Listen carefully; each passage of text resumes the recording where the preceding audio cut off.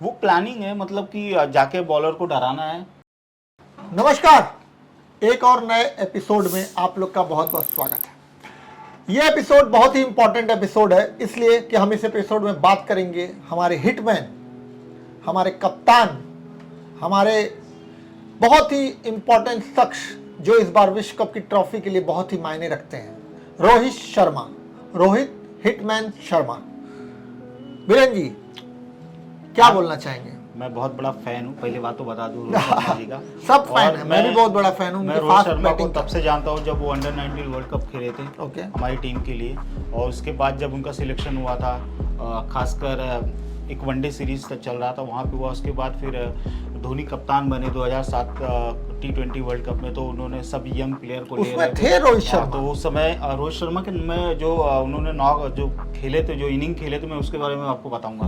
तो रोहित शर्मा को 2007, क्योंकि धोनी सब जितने यंग लड़के थे उनको ले रहे थे जो टैलेंटेड थे, तो उसमें रोहित शर्मा भी थे। और आप सच बता रहा हूँ, उसी समय पता चल गया था कि रोहित शर्मा का क्रिकेटिंग फ्यूचर है वो बहुत बड़ा है, और ये खिलाड़ी बहुत आगे जाने वाला है। और आज वही है कि आज हमारे भारत की टीम के कप्तान हैं और फ्रंट में आके लीड करते हैं। सबसे बड़ी बात ये है कि क्योंकि जो कैप्टन होता है, अगर वो फ्रंट में आके लीड करेगा तो कहीं ना कहीं टीम का मनोबल ऑटोमेटिक बढ़ता है। तो रोहित शर्मा को मैं जब से वो अपना पहला मैच खेले थे तब से उनको मैं जानता हूँ, और रोहित में बहुत बहुत धीरे धीरे बदलाव आया। पहले वो तीसरे, चौथे, पांचवें, छठवें नंबर पे खेलते थे, फिर बाद में धोनी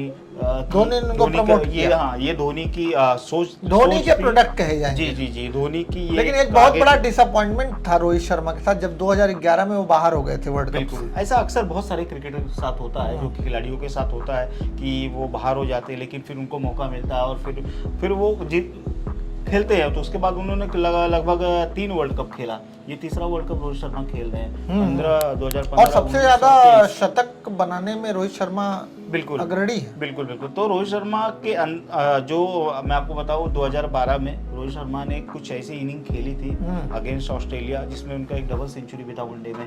बिल्कुल। और एक लगभग 5 वनडे की सीरीज थी जिसमें वो 2 सेंचुरी मारे थे।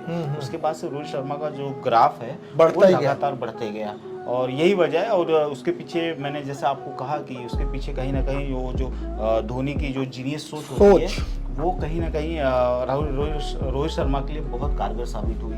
और अगर उनको ओपनिंग नहीं आने दिया होता तो शायद रोहित शर्मा आज बहुत बड़े खिलाड़ी नहीं होते। उनको ओपनिंग में भेजा गया, और उनके साथ में धवन थे।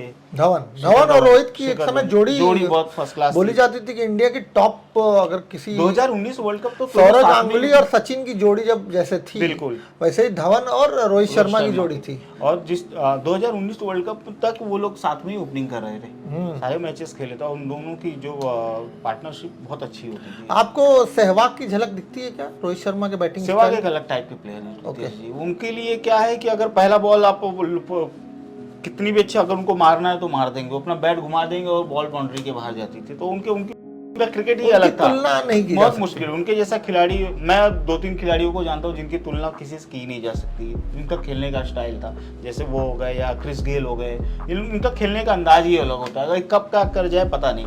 रोहित शर्मा एक क्लास प्लेयर है। रोहित शर्मा के अंदर निखार अगर कहा जाए तो आईपीएल की जो ट्रॉफीज जीती हैं जी मुंबई इंडियंस की, उनकी कप्तानी का जो मादा या उनकी कप्तानी का जो लोहा माना गया, वो जो मुंबई इंडियंस की जिस तरह से वो कप्तानी करते थे, क्या वहां से टीम सेलेक्टर्स को लगा कि ये आदमी इंडिया को लीड कर सकता है? बिल्कुल।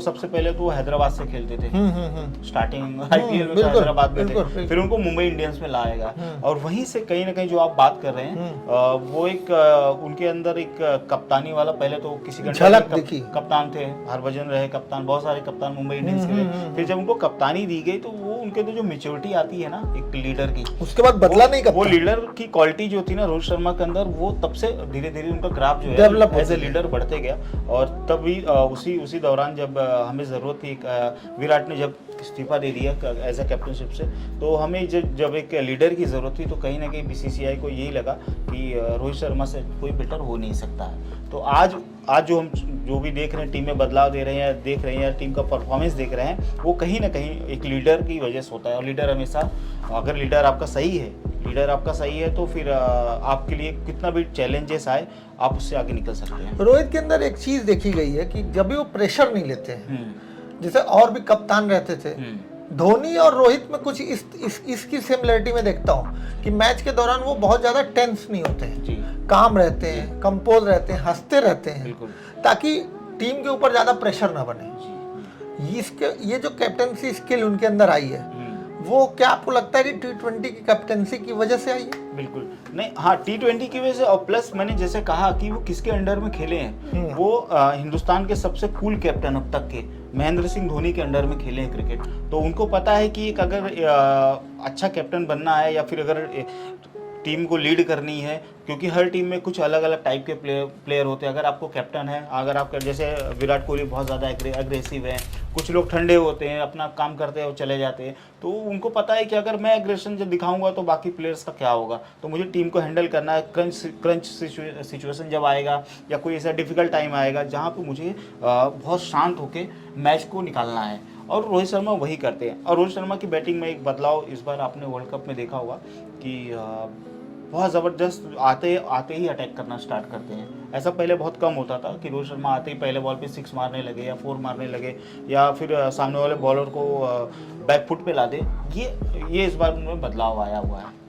कहीं ना कहीं राहुल द्रविड़ की जो इस तरह से कोच बने हैं जी, उसका भी कहीं ना कहीं रोहित के परफॉर्मेंस में या रोहित की बातों में, रोहित के एटीट्यूड में राहुल द्रविड़ की वजह से भी कुछ चेंजेस नजर आते हैं आपको? राहुल द्रविड़ अब फिलहाल अभी कोच बने जाता है, हाँ, लेकिन इम्पैक्ट आता है एक प्लेयर का। हाँ, आता है कि भाई आपको सपोर्ट किस तरह से मिल रहा है, क्योंकि राहुल द्रविड़ बहुत सीनियर खिलाड़ी रहे हैं और आज हमारे कोच हैं, तो थोड़ा बहुत तो बदलाव आता ही है। लेकिन ये चीज़ें जो होती है ना रितेश जी, ये सब नेचुरल होती है। रोहित शर्मा के अंदर नेचुरल वो एक है एबिलिटी है कि वो अपने आप को किस तरह से ऑन सिचुएशन कैसे डाल सकते हैं, वो उनके अंदर एबिलिटी है। एक जो विराट और रोहित की बॉन्डिंग दिख रही है इस बार विश्व कप में, जिस तरह से दोनों प्लेयर एक दूसरे को ग्रीट करते हैं, मीट करते हैं, एक दूसरे को चीयर्स करते हैं, एक दूसरे के साथ पार्टनरशिप करते हैं, वो भारत के जो दावेदारी है उसको कितना पुख्ता करता है? ये जैसे हम लोग कहते हैं ना कि पिलर, अगर आपके पास पिलर है, मजबूत पिलर है, तो फिर कहीं ना कहीं आपका जो मकान है 100 साल, 2 साल, 400 साल, क्या बात आपने बोली, बहुत बेहतरीन। तो ये हमारी टीम के मेन पिलर हैं। रोहित शर्मा लीजिए, विराट कोहली लीजिए, या फिर केएल राहुल बीच में लड़खड़ाए थे लेकिन उनको संभाल लिया गया। तो ऐसे बहुत सारे प्लेयर्स हैं जो पिलर बने। रोहित अपने प्लेयर्स को बैक करना भी जानते हैं। बिल्कुल बिल्कुल बिल्कुल बिल्कुल, हमने देखा था हमारे जो और जिस तरह सीनियर प्लेयर्स पिछले T20 वर्ल्ड कप की बात है, जब केएल राहुल फॉर्म में नहीं थे, किस तरह से विराट कोहली ट्रोल कर रहे थे। विराट कोहली और रोहित शर्मा ने कितना सपोर्ट किया था। और हाल ही के फॉर्म भी केएल राहुल का इतना अच्छा नहीं था। अगर आप देखे जाए वर्ल्ड कप के पहले उनको निकाल, शायद इंजरी हुई थी, बाहर थे वो, लेकिन आने के बाद कितना अच्छा परफॉर्मेंस कर रहे हैं। रोहित को जो तमगा मिला हिटमैन का, उसके बारे में क्या बोलना चाहेंगे? हिटमैन का इसलिए कि लंबे लंबे छक्के मारते हैं, उनके शायद वो यूनिक जो 6 मारा जाता है सबके पास नहीं होता, वो कलाकार नहीं होते कि जिस तरह से वो पुल करते हैं, हिट का सीधा मारते हैं, तो वो इसलिए उनको हिटमैन ना रखा। और लगातार जो उनकी डबल सेंचुरीज रही है वनडे में, 3 बार लगभग उनके डबल सेंचुरीज है, तो ये बहुत बड़ी बात है। रोहित ने एक इंटरव्यू में बोला था कि अगर मुझे छक्का मारना है तो मैं 85 मीटर टारगेट करता हूँ, मुझे जरूरत नहीं 120 मीटर 130 मीटर का छक्का या 90 मीटर का, क्योंकि 85 मीटर तक मेरा छक्का हो जाता है। तो उनकी जो स्ट्रेटजी है, जो एनर्जी सेविंग चाहते हैं कि हम एनर्जी उतनी ही लगाएं जितना हमको एफर्ट मिले। बिल्कुल। तो ये सब सोच एक बल्लेबाज की अगर है तो वो कितनी बड़ी सोच और कितनी अच्छी सोच आप दिखाती है। देखिए, ये सब खेलते खेलते ना, जब आप कंटिन्यू जो आपका प्रोफेशन है अगर आप कर रहे हैं तो कंटिन्यू वही चीज कर रहे तो उसमें बदलाव इंसान लाता है थोड़ा बहुत, कि अगर ये चीज करूंगा तो मैं और बेटर उसको कर सकता हूँ, है ना। तो रोहित शर्मा को भी पता था कि अब मैं खेल रहा हूँ तो कुछ अलग करता हूँ जिसपे मैं मेरे खेल में बदलाव आया, और वही बदलाव उनकी क्रिकेट में आया हुआ है। चलिए, जाते जाते कुछ रोहित के आप भी फैन? बिल्कुल, आप बहुत बड़ा फैन हूँ मैं। हाँ, बहुत दिनों से जानते हैं। बहुत बड़ा फैन हूँ, और मैं यही चाहूँगा कि रोहित बहुत अच्छे कैप्टन है और बहुत अच्छी तरह से टीम को लीड करे। तो मैं ये चाहता हूँ कि इस बार जो वर्ल्ड कप है वो अपने हाथों में उठाए और पूरे देश का नाम रोशन। इस बार हम भी चाहते हैं कि रोहित शर्मा एक अलग इम्पैक्टफुल खिलाड़ी बने। साथ ही साथ आप एक देख रहे होंगे रन बनाने का जो स्ट्रेटजी उन्होंने चेंज किया है, उसके बारे में भी कुछ बोलना चाहते हैं? वो प्लानिंग है, मतलब कि जाके बॉलर को डराना है, बॉलर को बैक फुट पे लाना है, वो एक अच्छा प्लान हर है। मैच में एक स्टार्ट दे देनी है। हाँ, मैं कैप्टन हूँ और मुझे अपने बाकी जो 10 प्लेयर पीछे बैठे हुए हैं जो हैं उनको कहीं ना कहीं ये एहसास हो कि हमारा कैप्टन जो है फ्रंट में लीड कर रहा है और हमारे लिए अच्छा काम कर रहा है। चलिए जाते जाते यही बोलना चाहेंगे कि इस बार हमारा विश्व कप हमारा है, रोहित तो हमारे है ही हैं और इस बार रोहित और विराट की जो जोड़ी है वो विश्व कप लेकर के आए। और बहुत बहुत शुक्रिया आप लोग का। ये चैनल इसी तरह देखते रहें और सब्सक्राइब करें। नमस्कार।